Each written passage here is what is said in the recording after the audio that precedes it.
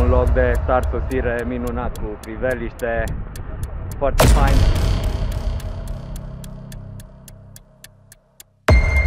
A fost foarte fain astăzi.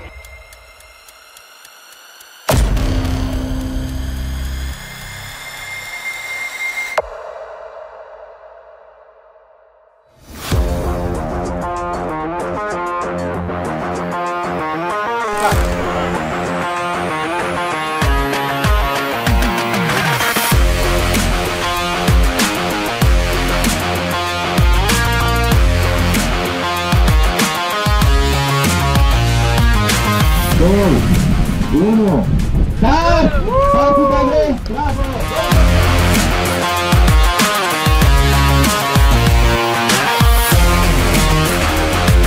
Frumoasă tura, frumoasă zona sus pe un gol alpin.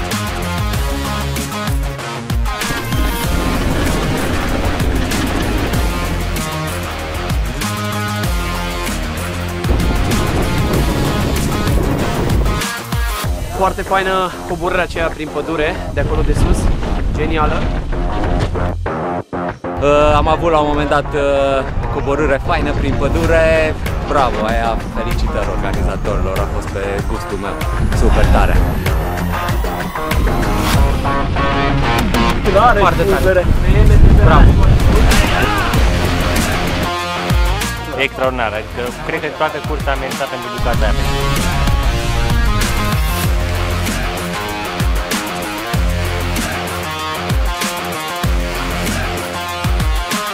Câștigătorul la Iba Vrei, Uber Opra, tot Pro Cycling.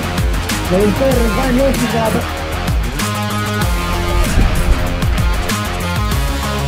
Foarte mișto. Felicitări, bravo! Cursa chiar a fost faină, urcările destul de challenging, marcatul foarte bun. 10 ediție de Bani Fotbal Bank Challenge aici în Bucioasa.